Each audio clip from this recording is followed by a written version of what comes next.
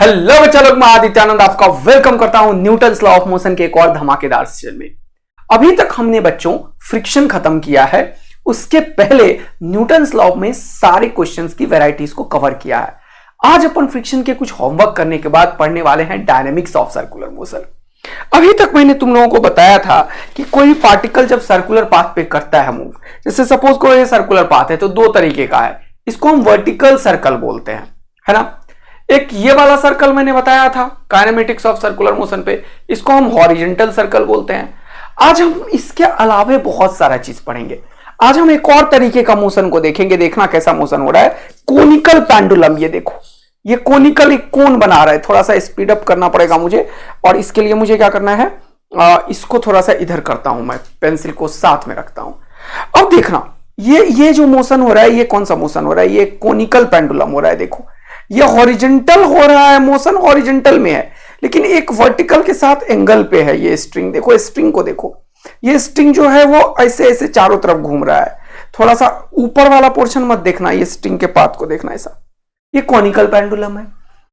अभी तक हमने ये देखा है कि सर्कुलर मोशन में कोई पार्टिकल जो सेंटर की तरफ होता है तो उसमें v²/r सेंट्रीपिटल एक्सेलरेशन होता है, जिसे तुमने समझा था, या r⍵²। आज हम इसमें फोर्स की बात करेंगे कि ऐसा कौन सा फोर्स है जो किसी पार्टिकल को बाउंड करता है सर्कुलर पाथ में मूव करने के लिए। इस कहानी को थोड़ा और एडवांस करेंगे जब हम पढ़ेंगे कि किस तरीके से बैंकिंग ऑफ रोड्स होता है। जैसे रोड पे जब तुम ऐसे, हाईवे है सपोज कर लो, ऐसे ये कार जा रही है, इस कार को टर्न लेना है, ऐसे ऐसे जाके ऐसे टर्न करना है, तो देख तो स्पीड लिमिट रहता है लिखा हुआ। आज तुम्हें मैं वो बताऊंगा कि स्पीड लिमिट क्यों रहता है। और समटाइम्स जब हाईवे वगैरह ऐसे टर्न लेता है तो थोड़ा सा रोड ऐसे ऐसे ऐसे रहता है, ऐसे हवा में उड़ा हुआ, ऐसे देखो तुम लोग, लिफ्टेड रहता है रोड, ऐसे नहीं रहता, एकदम फ्लैट नहीं रहता। तो उसे हवा में लिफ्ट क्यों किया जाता है वो भी हम देखेंगे।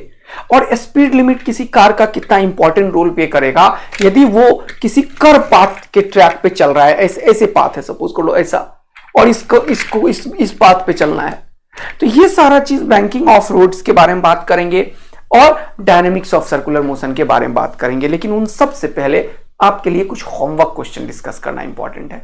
तो ये सारा डिस्कशन आज होने वाला है। चलिए शुरू करते हैं।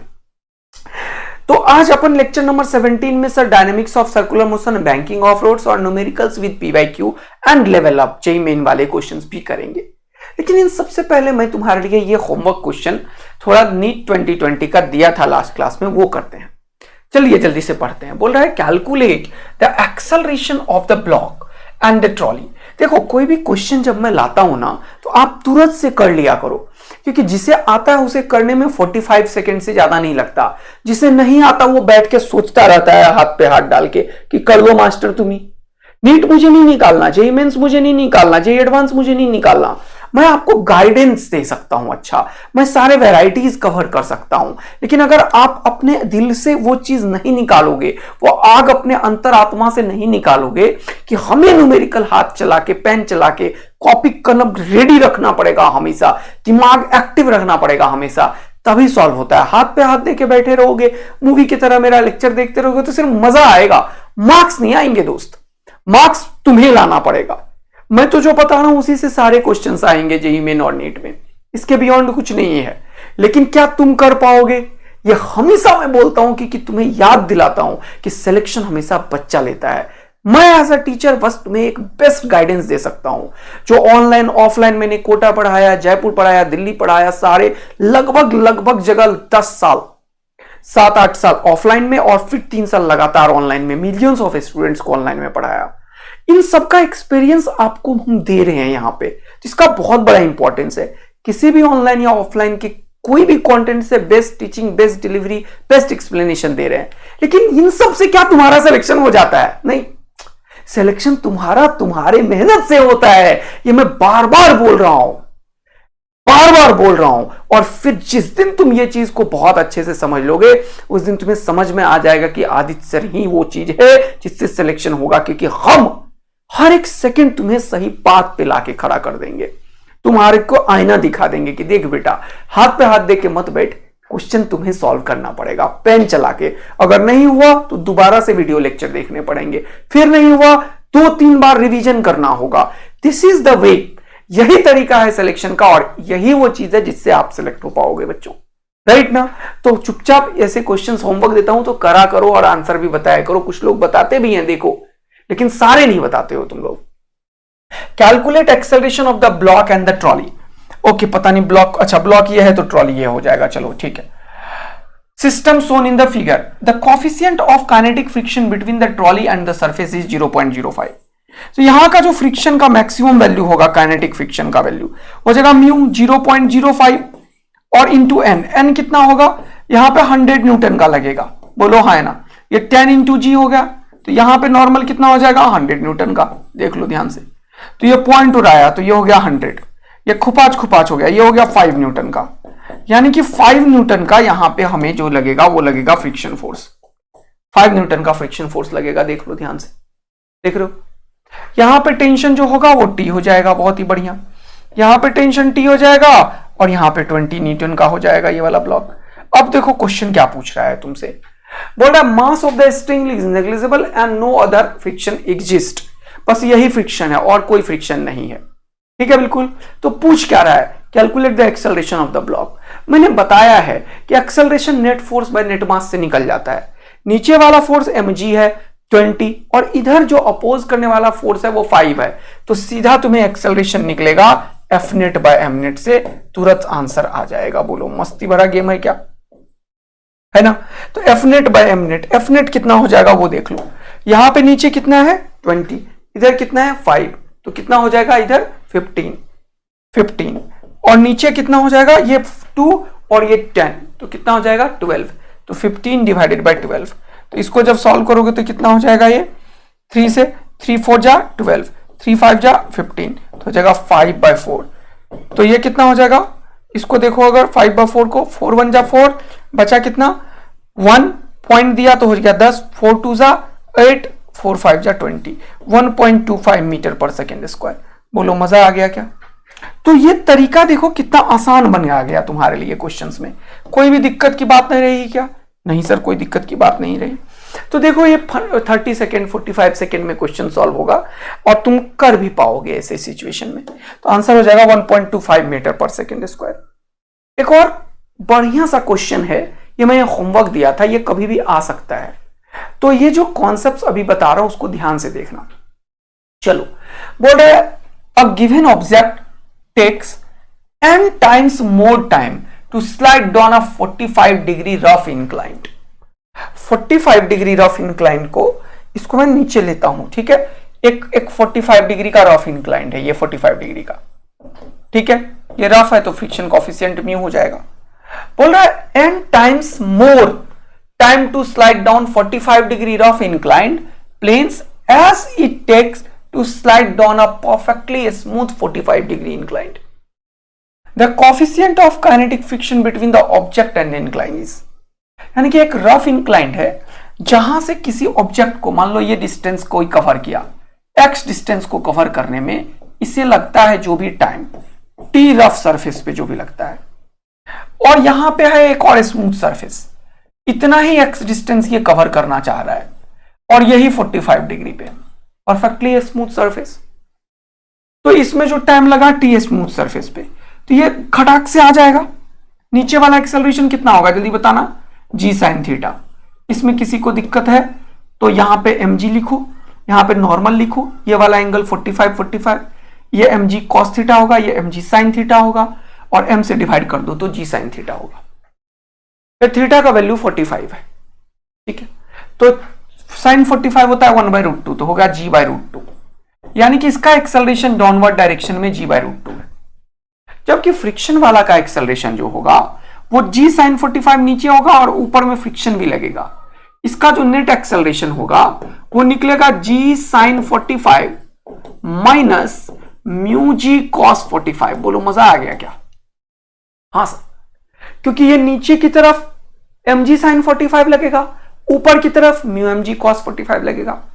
थोड़ा सा कंपोनेंट्स को समझाया मैंने, कैसे किया, mg का ये वाला component mg cos theta, normal mg cos theta के बराबर होगा, थीटा 45 है, और फ्रिक्शन जो होगा वो म्यू इंटू एन होता है, तो एन ये हो गया, और मास से डिवाइड कर दिया हमने, क्योंकि ये बताया कि ये स्लाइड डाउन हो रहा है। कोई परेशानी आई डोंट थिंक यहां तक हुआ होगा। अब मैंने तुम्हें पहले भी बताया है कि अगर कोई भी एक्सेलरेशन ए है, body initial velocity u is equal to 0 से स्टार्ट लेता है, तो सेम डिस्टेंस को कवर करने में कितना टाइम लगेगा। तो मैंने बार बार बोला है इसके लिए s बराबर ut plus half at square लगाना होता है। अब a इस केस में ये वाला है g/√2, इस केस में a का वैल्यू g/√2 और म्यू g/√2, तो g/√2 कॉमन ले लेते हैं, तो यहां पे क्या होगा g/√2 कॉमन ले लो, तो क्या हो जाएगा 1 माइनस म्यू, बोलो 1 माइनस म्यू, बोलो ये क्या हो जाएगा, ये डाउनवर्ड एक्सेलरेशन इस केस में हो जाएगा। तो अगर तुम यहां पे देखोगे ये डिस्टेंस x है, ये वाला एक्सेलरेशन g/√2 ले लेंगे पहले बार में, ये ut तो 0 हो जाएगा।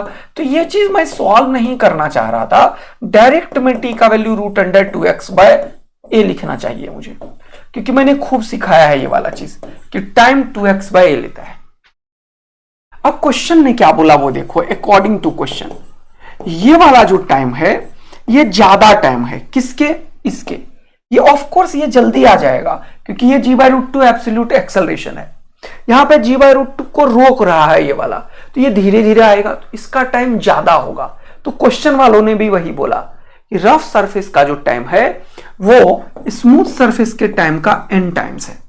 फिर से क्वेश्चन को पढ़ो, क्या बोल रहा है, the object takes n times more time to slide down a 45 degree rough incline plane as it takes to slide down a perfectly smooth 45 degree incline. तो परफेक्टली स्मूथ इंक्लाइन में जितना टाइम लगता है उसका n टाइम्स ज्यादा लिया है। n times मोर का मतलब होता है मल्टीप्लाई कर दो n से, और n टाइम्स लेस का मतलब होता है 1/n से मल्टीप्लाई करो, लिख लो वही कॉपी में। n टाइम्स मोर का मतलब होता है मल्टीप्लाई करो n से, n टाइम्स लेस का मतलब होता है 1/n से मल्टीप्लाई करो, दोनों में मल्टीप्लाई है, मोर में n से, n टाइम्स लेस में 1/n से। क्लियर हुआ, ये लैंग्वेज याद रखना, ठीक है। तो इस बार का जो टाइम है सर वो कितना लगेगा, वो अभी तुमने बनाया, √2 x मान लेते हैं x ही है बाई g कितना हो जाएगा g/√2, हाँ सर, इंटू 1 माइनस म्यू, ये टाइम, और ये हो जाएगा n टाइम्स, ये हो जाएगा √ इसका 2x/g, g कितना g/√2। अब तुम क्या करो, इनको स्क्वायरिंग और स्क्वायर कर दो दोनों तरफ, स्क्वायर करने से काफी चीजें खत्म हो जाएगी, रूट फुट को खत्म करो। तो जैसे ही दोनों को स्क्वायर किया तो क्या हो गया, वो देखो रूट खत्म, तो हो गया 2x divided by g/√2 into 1 minus mu, और यहां पे क्या हो जाएगा n स्क्वायर, हाँ, इंटू ये हो जाएगा क्या 2x डिवाइडेड बाय g/√2। देखो मजा आया क्या, ये चीज तुम्हारे दिमाग में सेट हो गया है, अच्छा तरीके से फील आया, बेहतरीन काम हुआ। तो इसको जरा सा ध्यान देना।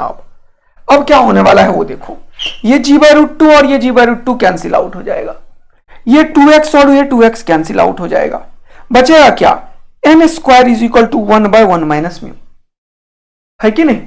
तो लिखो यहां पे, सॉल्व करो इसको, n square is equal to 1/1 minus mu, 1/1 minus mu.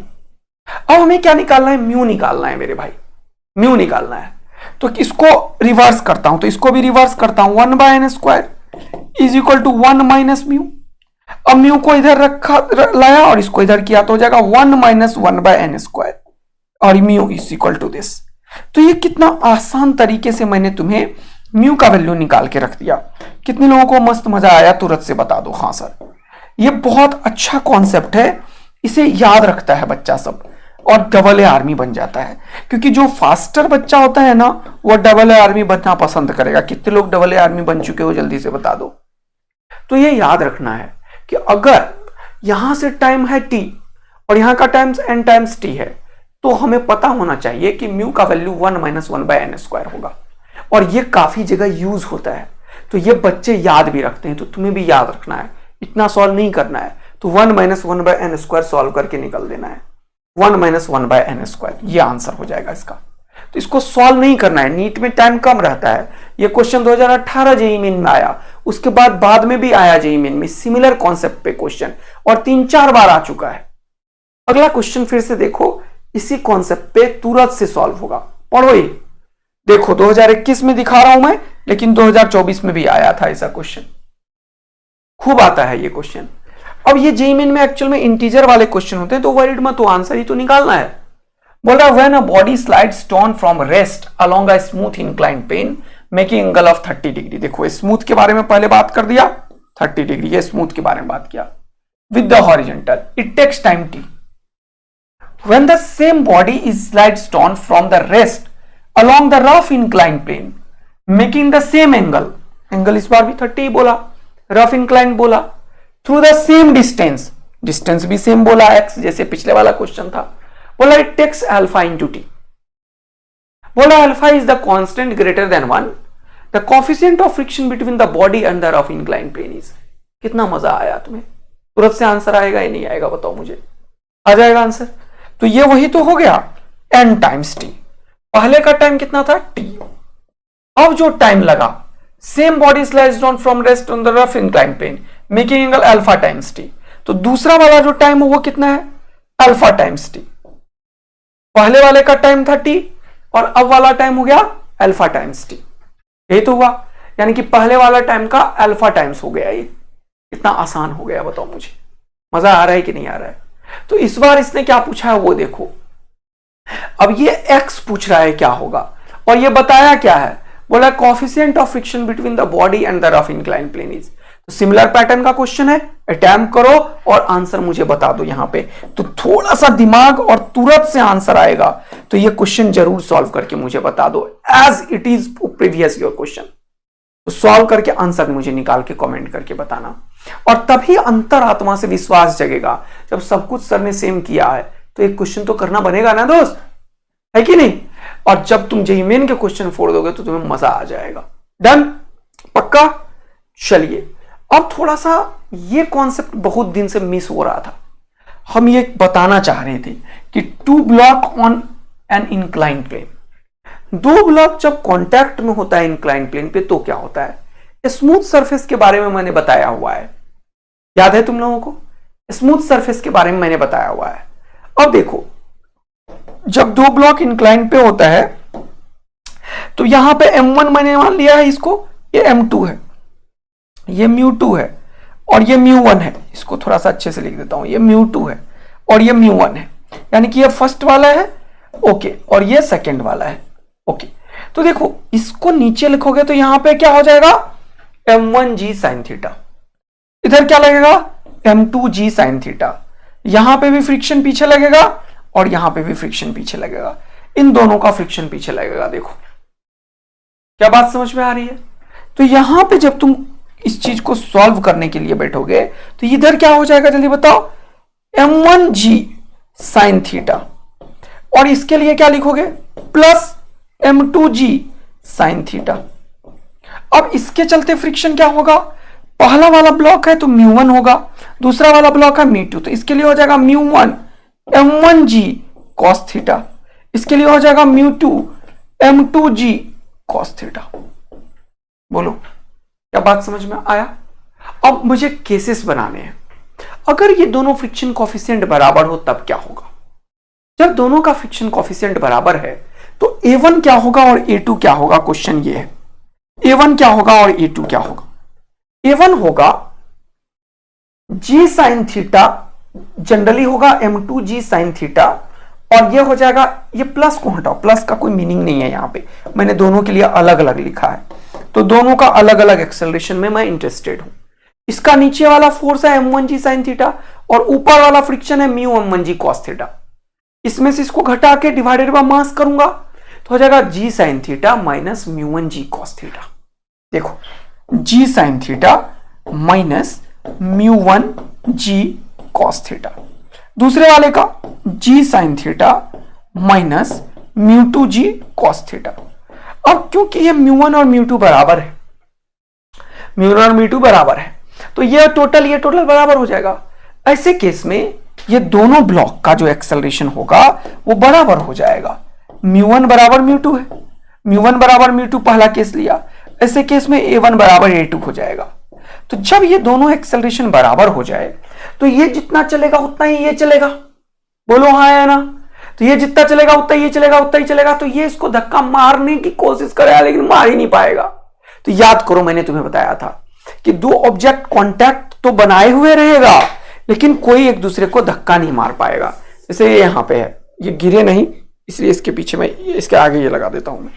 ऐसे दो ऑब्जेक्ट है देखो, और ये जितना इधर आ रहा है उतना ही ऊपर वाला ही आ रहा है। इन दोनों के बीच का नॉर्मल कॉन्टैक्ट फोर्स नहीं रहेगा। बात आया समझ में? जल्दी से वाई टैप कर दो, आग लगा दो, दिल बरसा दो। क्योंकि जितना दूरी एक वाला आएगा उतने ही से वो भी आ रहा है, तो दोनों एकदम से आए जा रहा है, तो वो स्मूथ सरफेस टाइप का केस हो जाएगा यहां पे। ऑल्दो स्मूथ नहीं है, ध्यान रखना, एक्सेलरेशन जी साइन थीटा नहीं होगा, जी sign theta minus mu G cos theta होगा।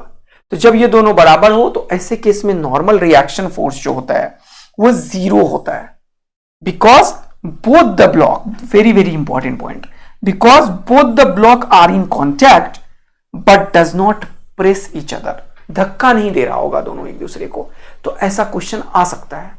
अगर म्यू बोल दे दोनों के ब्लॉक के लिए सेम है, मास कुछ भी रो, डजंट मैटर, थीटा सेम है, तो दोनों के बीच का यहां का जो नॉर्मल रिएक्शन फोर्स है, ये इसको कितने से धक्का दिया, ये इसको कितने से धक्का दिया, आंसर है जीरो। आया बात समझ में? तो ऐसे सिचुएशन में 3 कंडीशंस अराइज होता है। पहला कंडीशन, जब ये दोनों का हमने बताया μ1 बराबर μ2 बराबर μ। दूसरा, अगर μ1 इज लेसर देन μ2 होगा। ऐसे केस में देखो फिर से a1 क्या होगा और a2 क्या होगा। a1 अभी तुरंत बोला मैंने, g sine theta minus μ1 g cos theta, okay, और ये बताया g sine theta minus μ2 g cos theta. अब जरा ध्यान देना, अब μ1 छोटा है, μ1 छोटा है, इसका मतलब घटने वाला चीज जी साइन थीटा से छोटा है। ये छोटा घटा किसी चीज में, ये दोनों बराबर है, यहां घटने वाला चीज छोटा है या घटने वाला चीज बड़ा है, तो ये जो टोटल वैल्यू होगा ये बड़ा होगा।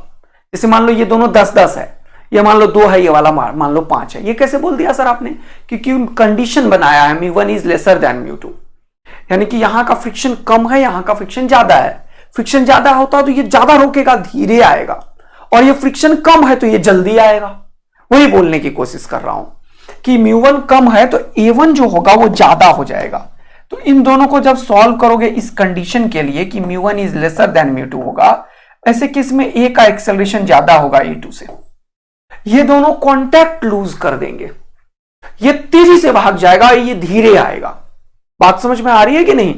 क्योंकि μ1 कम है तो ये घटने वाला चीज कम है। मान लो μ1 का जो फैक्टर ये 2 का है, ये 5 का है, तो ये 2 इंटू समथिंग या 5 इंटू समथिंग घटेगा, तो ये ज्यादा घटा देगा इसको, तो एक्सेलरेशन कम हो जाएगा। ये कम घटाएगा तो एक्सेलरेशन ज्यादा हो जाएगा, और इसके चक्कर में क्या होगा, कॉन्टैक्ट लूज हो जाएगा। तो यही मैंने लिखा, इस बार भी नॉर्मल जीरो होगा, because there is no contact between the blocks.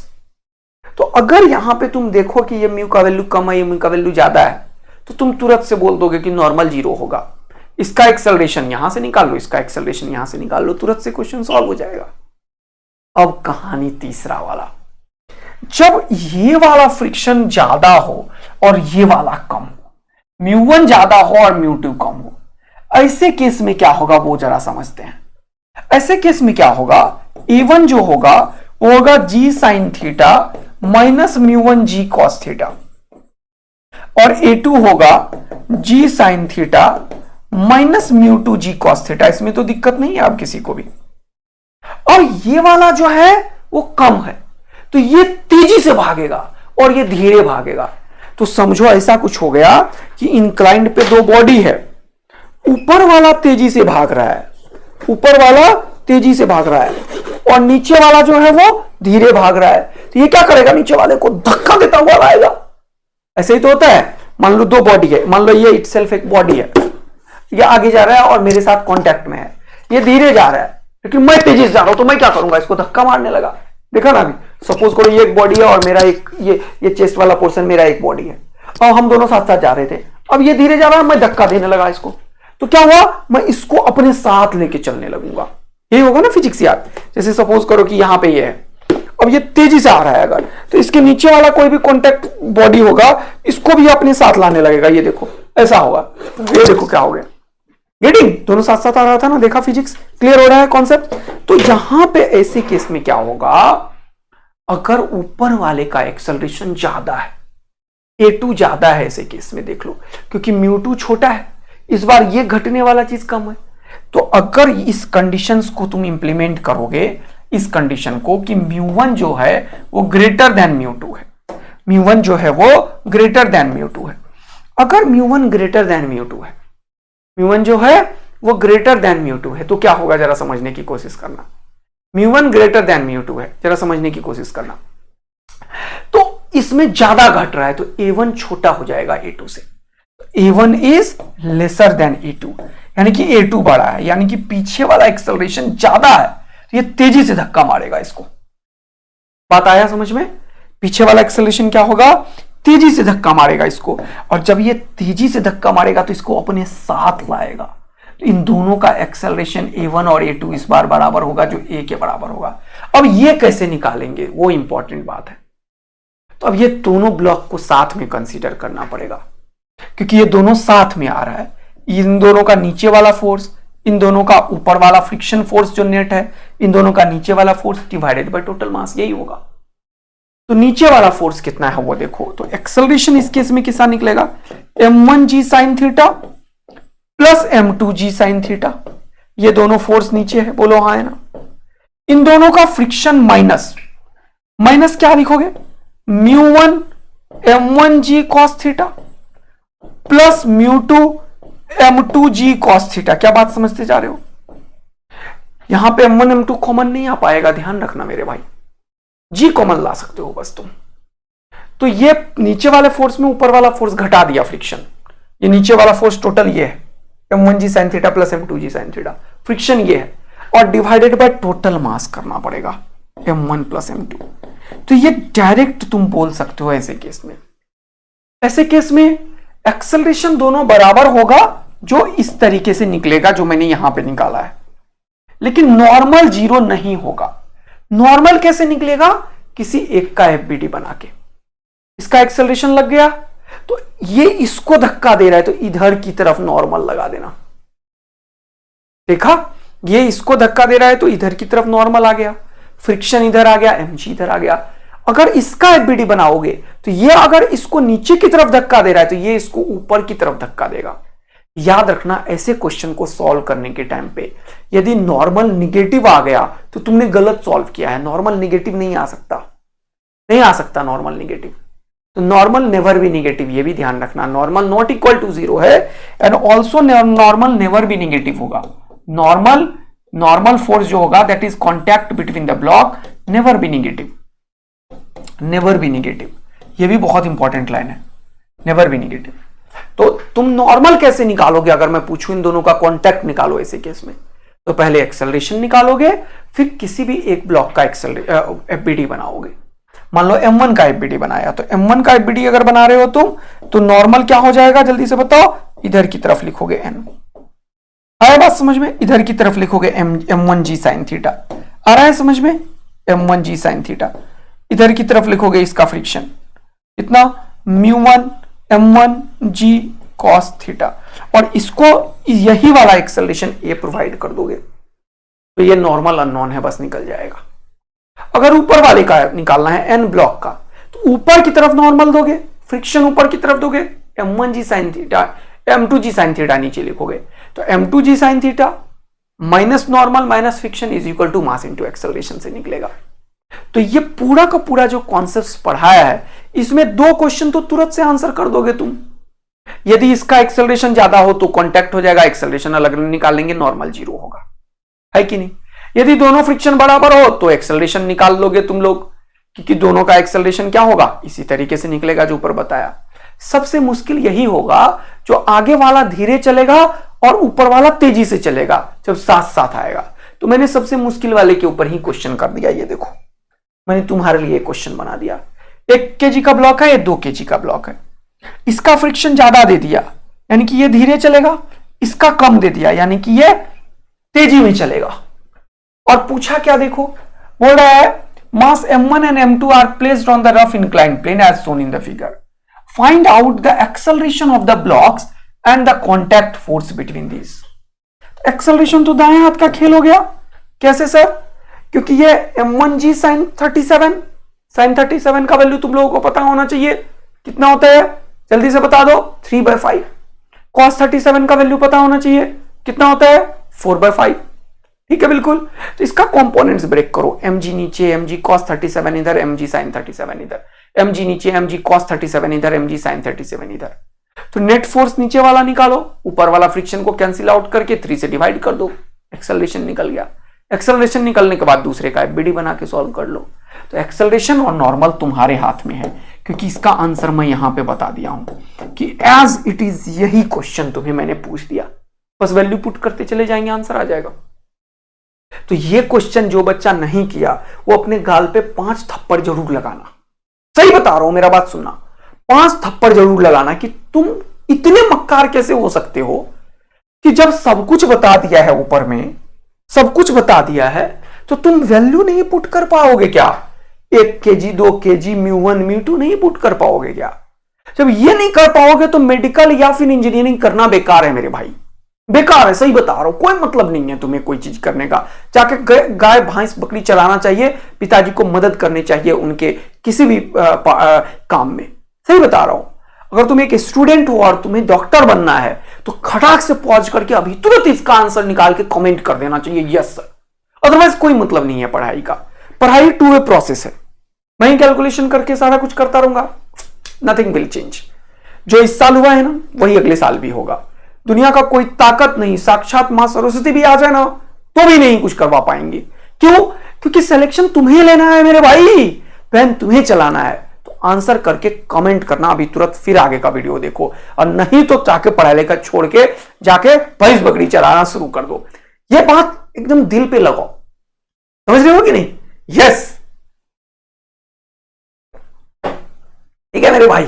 तो इसको तुरंत सॉल्व करके बताना। चलिए सर ठीक है। हम है कहां पे? नायाब सीरीज में, जहां पे मैं फ्री बैच इंडिया के एक ऐसे बच्चों के लिए जो एफर्ड नहीं कर सकते, या ऐसे बच्चे के लिए जिनको एक बेस्ट टीचर सही कंटेंट सही गाइडेंस नहीं दे सकता है, उसके लिए हमने फ्री में निकाला हुआ है। तो आप लोगों को अगर ये सेशन बहुत वैल्यू ऐड कर रहा है तो जरूर सब्सक्राइब करके जाइए, एंड द मोस्ट इंपॉर्टेंट इसको शेयर जरूर कीजिए ताकि उन बच्चों तक पहुंच पाए जिनको इनकी सख्त आवश्यकता है। मैं इस बात की गारंटी और एश्योरेंस देता हूं कि इंडिया के किसी भी ऑनलाइन या ऑफलाइन के बेस्ट से भी बेस्ट कंटेंट यहां पे हम देंगे, best question practice, best delivery and best explanation. But the important thing is आपको इस पे एकदम रिलीजियसली मेहनत करके लगना है। बहुत सारे लोग छोड़ते चले जाएंगे देखना, लेकिन जो बच्चा अंतिम समय तक लगा रहेगा वही फोड़ता है। और देखना यहां से कितने सारे बच्चे 180 स्कोर करेंगे। लेकिन इंपॉर्टेंट होगा कि आप लगे हुए रहो लगातार या नहीं, राइट? चलिए, तो अपन अब स्टार्ट करेंगे बेटा डायनामिक्स ऑफ सर्कुलर मोशन। ठीक है बिल्कुल। तो डायनामिक्स ऑफ सर्कुलर मोशन को स्टार्ट करते हैं सर। तो मैंने बताया अभी तुरंत कि सर्कुलर पाथ पे अगर कोई चीज मूव करता है, कुछ क्वेश्चंस और भी लेंगे, पीवाईक्यू का एक सेशन और लेंगे, हो सकता है 1 या 2 सेशन और आएगा इसके ऊपर। फिर ये पूरा न्यूटन्स लॉ भर भर के करवा दिया मैंने तुम्हें। पीवाईक्यू वाला एक सेशन और लूंगा जिसमें सारे नीट के जेईई मेन के जो भी पीवाईक्यू होंगे वो कवर अप करेंगे अपन। एक और हो सकता है कि थोड़े मिसलिनियस क्वेश्चन वाला ले ले, तो कल ये पूरा चैप्टर कंप्लीट हो जाएगा। परसों से स्टार्ट करेंगे अपन वर्क, पावर एंड एनर्जी। तो जैसा मैंने बोला था कि मैं एकदम संडे तक स्टार्ट कर दूंगा और आगे भी निकल जाएंगे, तो मंडे तक बिल्कुल 4 लेक्चर में वर्क, पावर, एनर्जी काफी आगे अपन खींच लेंगे। ठीक है बिल्कुल। तो जो मैं बोलता हूं उसको करने के लिए जान लगाने की पूरी कोशिश करता हूं, और वो भी एक भी बच्चे को जरा भी दिक्कत हुए बिना। आप लोग भी एफर्ट दीजिए, और इसके बाद इवनिंग का मॉडर्न फिजिक्स भी स्टार्ट करेंगे बच्चों। तो कल न्यूटन्स लॉ कंप्लीट हो जाएगा एकदम, परसों से स्टार्ट हो जाएगा वर्क, पावर, एनर्जी। लेकिन सबसे पहले आज बात करेंगे डायनामिक्स ऑफ सर्कुलर मोशन का। देखो, तुम लोगों को मैंने बताया हुआ है कि कोई भी पार्टिकल अगर सर्कुलर पाथ पे मूव करता है मेरे भाई, तो अगर कोई पार्टिकल ये सपोज करो कि r रेडियस के सर्कल पे मूव करता है v वेलोसिटी से, या फिर ओमेगा एंगुलर वेलोसिटी से, या तो v वेलोसिटी से या ओमेगा एंगुलर वेलोसिटी से, तो अभी तक हमने पढ़ा हुआ है कि इसके सेंटर की तरफ एक एक्सेलरेशन होता है जिसे तुमने नाम दिया है सेंट्रीपिटल एक्सेलरेशन, जो किसके बराबर होगा? इसका एक और नाम है रेडियल एक्सेलरेशन, जो सेंटर की तरफ है या रेडियस की तरफ है, जो किसके बराबर होगा? v² r के बराबर होगा, या फिर ये किसके बराबर होगा? ओमेगा² r के बराबर होगा। क्या ये बात समझते जा रहे हो तुम लोग? v² r या फिर ओमेगा² r। क्लियर हो रहा है मेरे भाई? पक्का। अब जरा सा बात को आगे बढ़ाते हैं। जब ये जो तुम्हारे पास ये जो वी वेलोसिटी से पार्टिकल आर रेडियस पे ये मूव कर रहा होता है, तो ये सर्कुलर मोशन में एक्सेलरेशन का बात हमने किया था काइनेमेटिक्स ऑफ सर्कुलर मोशन में। और डायनेमिक्स ऑफ सर्कुलर मोशन को जनरली मैं डीसीएम बोलता हूं। डीसीएम बोलूंगा तो समझ जाना sir dynamics of circular motion की बात कर रहे हैं। ये उस रीजन के बारे में बात करता है कि फोर्स क्या है, वो कौन सा फोर्स है जो सर्कुलर मोशन करने के लिए पार्टिकल को बाउंड करता है। तो अब यहां पे हम इक्वेशन कैसे बनाएंगे जरा वो देखना। देखो सर्कुलर पाथ पे तो ये भी नाच रहा है, इसको कौन सर्कुलर पाथ पे नचा रहा है बताओ तो? इस पार्टिकल को कमेंट करके बताओ तो, कौन इस पार्टिकल को सर्कुलर पाथ पे नचा रहा है? कौन सा फोर्स है? Which force is responsible to rotate this body in a circular path? ये जो रस्सी है, ये जो थ्रेड है, इसके अंदर एक टेंशन क्रिएट हुआ, वो टेंशन फोर्स सेंटर की तरफ लग रहा है। तो इस केस में tension is responsible to rotate a body in a circular path. बोलो मजा आया क्या? टेंशन फोर्स रिस्पॉन्सिबल है इस केस में। समटाइम्स क्या होगा, सपोज करो कि यहां पे देखो, यहां पे सपोज करो ये हॉरिजेंटल में एक सरफेस है, हॉरिजेंटल सरफेस है, और ये कार एकदम से सर्कुलर पाथ पे रोटेट करे जा रही है। आर्क पे रोटेट करवा रहा हूं मैं अभी, सर्कुलर पाथ पे रोटेट करे जा रही है। इसको कौन बाउंड कर रहा है सर्कुलर पाथ पे रोटेट करने के लिए? जल्दी बताना, कौन सर्कुलर पाथ पे रोटेट करने के लिए बाउंड कर रहा है? तो जैसे ही ये कार ऐसे टर्न लेना चाह रही है, इसका टेंडेंसी है बाहर भागने का। लेकिन देखो इसके बीच में कितना फ्रिक्शन है यार, बहुत ज्यादा फ्रिक्शन है इसके टायर में। देखो ये इतना इंक्लाइन पे भी नहीं गिर रहा है, देखो। ओ भाई साहब, पलटी ले लिया यार। इसमें गजब का फ्रिक्शन है यार इस गाड़ी में। मजेदार गाड़ी है दर्श का ये गाड़ी मुझे बड़ा मजा लगता है। इसमें ना गजब का फ्रिक्शन है, देखो कितना फ्रिक्शन है। इतना इंक्लाइन पे भी गाड़ी नहीं गिर रहा है, देख रहे हो, देख रहे हो, देख रहे हो, देख रहे हो। थोड़ा सा अब स्लिप कर रहा है, कोशिश हो रही है स्लिप करने की, लेकिन ये टॉपलिंग कर जा रहा है। देखा, इसमें बहुत फ्रिक्शन है। यानी कि जब ये टर्न ले रहा है ना, तो इसका टेंडेंसी है बाहर भागने का। लेकिन इसको कौन सर्कुलर पाथ पे रोटेट कर रहा है? इसके टायर के और इस सरफेस के बीच का फ्रिक्शन सेंटर की तरफ है इस बार। जब ये सर्कुलर ऐसे हॉरिजेंटल पे है, जब ये इंक्लाइन पे होता है तब क्या होता है ये अभी समझेंगे। इस बार नॉर्मल का एक कंपोनेंट होता है जो सर्कुलर पाथ पे से रोटेट करेगा। जब हवाई जहाज में जाओगे ना, तो तुम्हें दिखेगा ऐसे हवाई जहाज ऐसे टर्न लेती है तो वो ऐसे करके ऐसे हो जाता है, लोग डरने लगते हैं, ओ भाई साहब हवाई जहाज ऐसे हो गया। वो एक्चुअल में उस केस में नॉर्मल रिस्पॉन्सिबल होता है, और नॉर्मल का एक कंपोनेंट उसको सर्कुलर पाथ पे रोटेट कराता है। तो कभी नॉर्मल रिएक्शन रिस्पॉन्सिबल होता है, कभी फ्रिक्शन रिस्पॉन्सिबल होता है, फ्रिक्शन टुवर्ड्स द सेंटर है, कभी स्ट्रिंग का टेंशन फोर्स रिस्पॉन्सिबल होता है। और सपोज करो कभी एक चेयर है, सपोज करो ऐसे चेयर है, मैं मान लो चेयर पे बैठ गया, एक रोटेटिंग चेयर की बात कर रहा हूं मैं मान लो रोटेटिंग चेयर पे बैठ गया, यहां पे रोटेटिंग चेयर पे बैठ गया, मान लो रोटेटिंग चेयर को मैंने यहां पे फिक्स कर रखा है, ओके, और यहां पे मैं बैठ गया, ठीक है, पैर नीचे करके, ठीक है, मजा आया हमें, ठीक है, बहुत सुंदर, बहुत बढ़िया, बहुत मजेदार, दमकदार, चमकदार। अब यहां पे देखना मेरा बात, यहां पे जब ये rotating table omega angular velocity से मान लो रोटेट करने लगा, ऐसे टिक टिक टिक टिक टिक टिक टिक टिक टिक टिक टिक रोटेट कर रहा हूं मैं, यहां पे कौन रिस्पॉन्सिबल है बताओ? यहां पे जैसे ही मैं जो रोटेट करोगे ना, मैं धक्का मार दूंगा पीछे की तरफ। फील करो, ऐसे चेयर पे बैठ जाओ और घुमाओ थोड़ा चेयर को, देखो तुम्हारा पीठ पीछे की तरफ चला गया। यहां पे ये नॉर्मल रिएक्शन रिस्पॉन्सिबल होगा तुम्हारे सर्कुलर पाथ पे मूव करने के लिए। देखो normal reaction towards the centre होगा और तुम सर्कुलर पाथ पे रोटेट करोगे। क्या मजा आया? तो यहां पे नॉर्मल फोर्स है जो कि सेंटर की तरफ है, यहां पे टेंशन फोर्स है जो सेंटर की तरफ है। वो कार के केस में हॉरिजेंटल पे फ्रिक्शन था, इंक्लाइन के ऊपर नॉर्मल का कंपोनेंट था, और फ्रिक्शन है तो फ्रिक्शन भी होगा। एरोप्लेन इसीलिए बोला कि वहां पे नॉर्मल ही है जो प्रोवाइड कर रहा है सर्कुलर मोशन में। तो यहां से क्या समझ में आ रहा है कि डायनामिक्स ऑफ सर्कुलर मोशन जो रीजन ढूंढ रहा था कि ये सेंटर की तरफ फोर्स क्या है, तो वो फोर्स होगा मास ऑफ द बॉडी। ये जो भी बॉडी का मास है, मास जो भी बॉडी का है, मास जो भी बॉडी का, मान लो या मास का बॉडी रोटेट कर रहा है, into acceleration towards the centre. तो ये जो हम पढ़े हैं सेंटर की तरफ एक्सेलरेशन, उसको फोर्स में कन्वर्ट कर रहे हैं। तो डायनेमिक्स ऑफ सर्कुलर मोशन क्या बोलता है कि कोई भी पार्टिकल अगर सर्कुलर पाथ पे रोटेट कर रहा है तो हमेशा एक फोर्स सेंटर की तरफ होगा जो मास of the body into acceleration towards the centre के प्रोडक्ट के बराबर होगा, और उसी फोर्स को हमने नाम दिया है सेंट्रीपिटल फोर्स। एक्चुअल में सेंट्रीपिटल नाम का कोई फोर्स नहीं है। सेंट्रीपिटल तो वो वैल्यू है जो मास और सेंटर की तरफ एक्सेलरेशन मिलके बना है। एक्चुअल में वो प्रोवाइड कौन कर रहा होगा? कहीं पे नॉर्मल, कहीं पे रस्सी का टेंशन, कहीं पे उसका friction. These are the real forces जो रिस्पॉन्सिबल है बॉडी के सर्कुलर पाथ पे रोटेट करने के लिए। बट वो जो सेंट्रीपिटल नाम का चीज है, जो सेंट्रीफ्यूगल नाम का चीज है, ऐसा कोई दुनिया में रियल फोर्स एग्जिस्ट नहीं करता। This is only the name of the force and this is nothing but mass into acceleration towards the center. That's why it is called centripetal. But reason अगर तुम देखोगे कि सर्कुलर पे कौन नचा रहा था, टेंशन फोर्स रिस्पॉन्सिबल था। वो टेंशन इस बार mass into acceleration towards the centre के बराबर होगा। अगर मैं बात करूं कि हॉरिजेंटल पे सर्कुलर मोशन हो रहा है, हॉरिजेंटल पे सर्कुलर मोशन है, यहां पे कौन प्रोवाइड कर रहा था?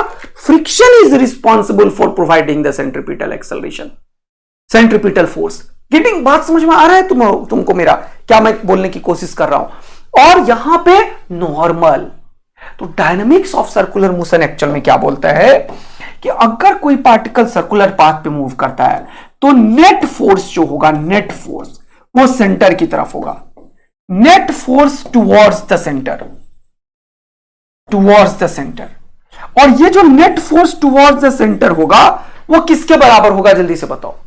ये होगा मास ऑफ द बॉडी। ये किसके बराबर होगा?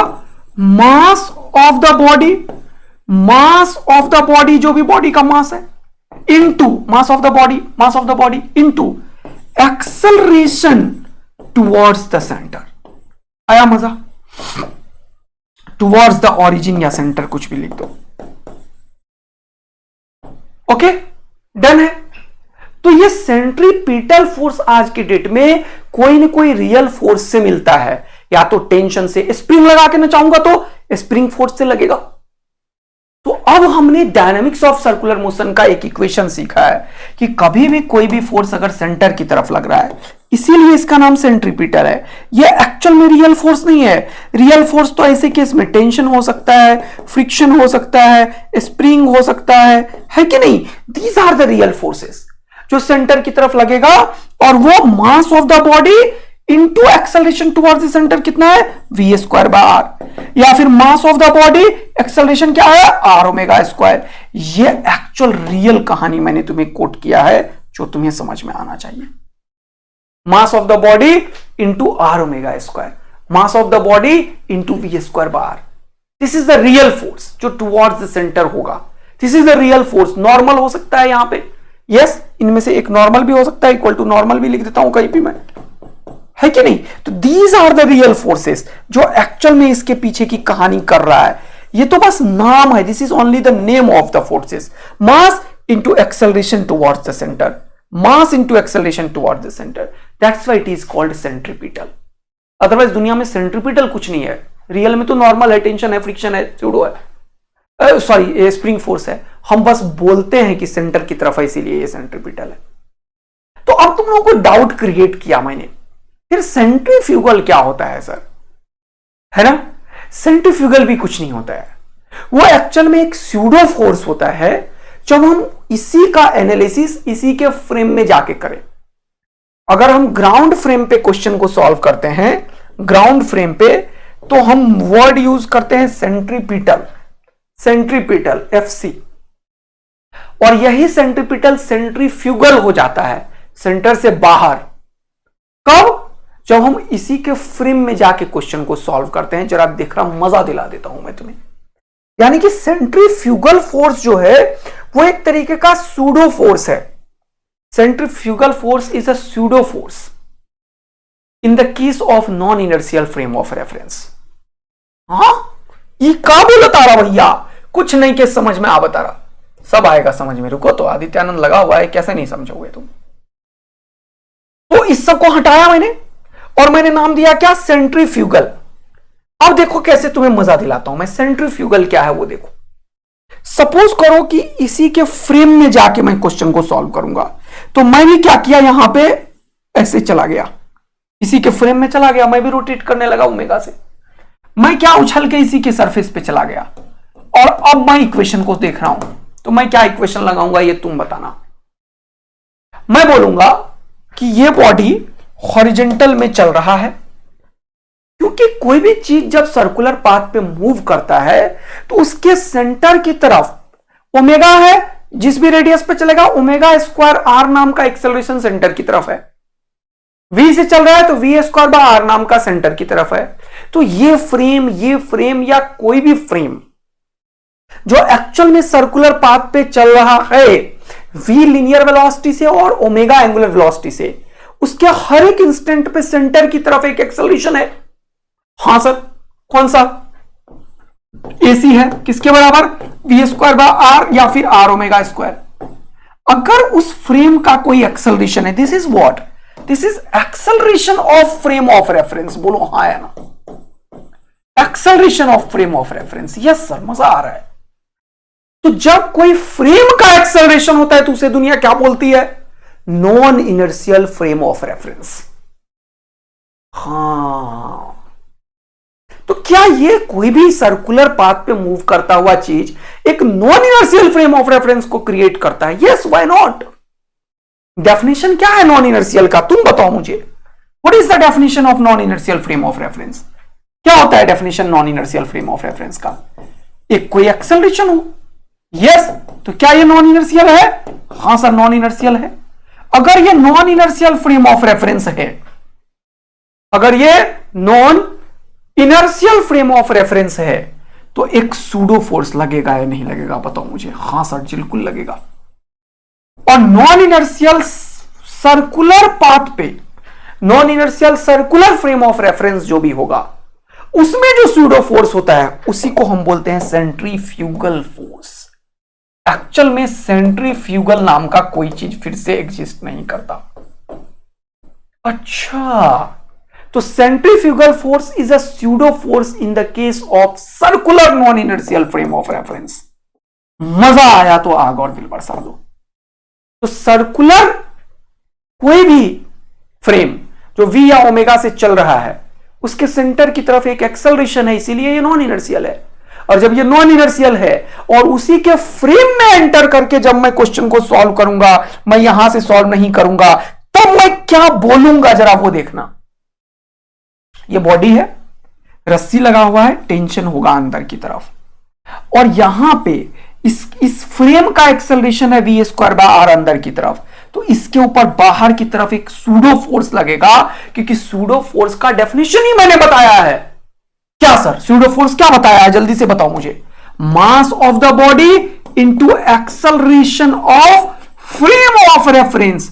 और इसका डायरेक्शन क्या बताया है, जल्दी से बताओ। डायरेक्शन क्या बताया है, opposite to the direction of acceleration of frame of reference. Opposite to the direction of acceleration of frame of reference. बोलो मस्त मजा आ गया क्या? बोलो मस्त मजा आ गया क्या? तो ये जो सेंटर की तरफ है उसके अपोजिट में लगाएंगे, अगर इसी के फ्रेम में एंटर कर गए तो हम सेंट्रीफ्यूगल नाम देंगे इसी का।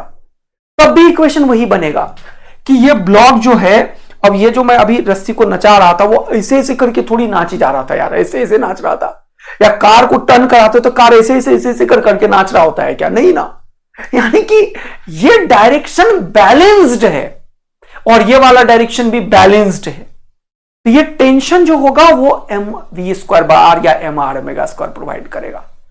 तो जब हम सेंट्रीफ्यूगल यूज करते हैं तो हम उसी के फ्रेम में यूज करते हैं। ये जो सूडो फोर्स है अंदर की तरफ, उसका मास इंटू एक्सेलरेशन का अपोजिट डायरेक्शन में लगाते हैं और फिर लिखते हैं यही इक्वेशन कि टेंशन जो है वो बैलेंस किया है m v square by r के, और उस केस में ये m v square by are या m r omega square, v बराबर आर ओमेगा होता है। जब v बराबर आर ओमेगा रखोगे तो आर स्क्वायर ओमेगा स्क्वायर से एक आर कैंसिल आउट हो जाएगा, एम आर ओमेगा स्क्वायर हो जाएगा, दोनों एक ही चीज है। तो ये सेंट्रीपिटल अब सेंट्रीफ्यूगल की तरह काम करने लगेगा। तो ये बस बोलने का तरीका है। जब एक non inertial circular frame of reference के अंदर जाके हम क्वेश्चन को सॉल्व करेंगे, तब यही चीज जो सेंट्रीपिटल की तरह हम बोल रहे थे, net force towards the centre must be equal to mv square by r, वो अब कैसे कहलाने लगेगा, जल्दी से बताओ। सर वो कहलाने लगेगा कि tension is balanced by m r omega square या फिर एम हो गया mv स्क्वायर बाय आर। और इसीलिए ये दोनों बैलेंस है, इसीलिए ये पाथ एकदम डेविएट नहीं हो रहा है और वेलोसिटी मिल रहा है, तो वो नाचे जा रहा है, नाचे जा रहा है, नाचे जा रहा है। तो देखो ये बोलने का बस तरीका है। तो ना ही सेंट्रीपिटल एक्चुअल में एग्जिस्ट करता है, ना ही एक्चुअल में सेंट्रीपिटल है। सेंट्रीपिटल एक स्यूडो फोर्स है in the case of non inertial circular frame of reference. और अब ये सेंटर के बाहर है, इसीलिए इसका नाम सेंट्रीफ्यूगल है। और डायनेमिक्स ऑफ सर्कुलर मोशन में हम क्या बात करते हैं कि net force towards the centre must be equal to mv square by r. अगर कोई पार्टिकल सर्कुलर पाथ पे मूव कर रहा है तो net force towards the centre must be equal to mv square by r, mass of the body in the acceleration towards the centre. तो ऐसे case में हम ग्राउंड फ्रेम से बात कर रहे होते हैं और ऐसे केस में हम उसी के फ्रेम में जाके इक्वेशन लगा रहे होते हैं। तो क्या आज तुम्हारा ये जो मिथ था वो सारा क्लियर हुआ कि डायनेमिक्स ऑफ सर्कुलर मोशन बात करता है net force towards the centre must be equal to mv square by r, या फिर अगर हम उसी के फ्रेम में एंटर कर देंगे तो हम बोलेंगे कि एक नॉन इनर्शियल फ्रेम है तो हमने एक लगाया सेंट्रीफ्यूगल जो एक स्यूडो फोर्स है और इसीलिए मास इनटू एक्सेलरेशन के अपोजिट डायरेक्शन में लगता है हमेशा, इसीलिए वो सेंटर से बाहर लग रहा होता है हमेशा। क्रिस्टल क्लियर तुम्हारे दिमाग में मैंने ये दो कॉन्सेप्ट को सेट कर दिया तो भैया अब होने वाला है दंगल डायनामिक्स ऑफ सर्कुलर मोशन के ऊपर। तो बेसिक अंडरस्टैंडिंग क्लियर कर दी मैंने। अब अपन पूरा का पूरा डायनामिक्स ऑफ सर्कुलर मोशन के ऊपर न्यूमेरिकल करेंगे। तो जैसे एक न्यूमेरिकल है यहां पे देखो, बोला particle of mass m is fixed to one end of the light spring force k and unstretched length l. The system is rotated about the other end of the spring with an angular velocity omega. In a gravity free space, gravity free space है तो mg नहीं लगेगा। अब जैसे ही इसको नचाने लगा तो अब स्प्रिंग क्या करेगा वो देखना, ये स्प्रिंग जो है वो थोड़ा एक्सटेंशन में आ जाएगा, आएगा ना यार, नचा के देख लो। स्प्रिंग लगा दो किसी ब्लॉक में, ऐसे नचाओ तो वो थोड़ा फैल जाएगा और अब वो एक पर्टिकुलर ओमेगा से नाच रहा है। तो अब इसका एक्सटेंशन के चलते सेंटर की तरफ एक फोर्स लगेगा kx, और अब ये जो सेंटर है इसका जो डिस्टेंस वो l प्लस एक्स हो जाएगा, यानी कि अब इसका रेडियस l प्लस एक्स की तरह बिहेव करेगा, लेकिन फोर्स स्प्रिंग का होगा जो इसे सर्कुलर पाथ पे रोटेट करने के लिए रिस्पॉन्सिबल होगा। बोलो मजा आया क्या?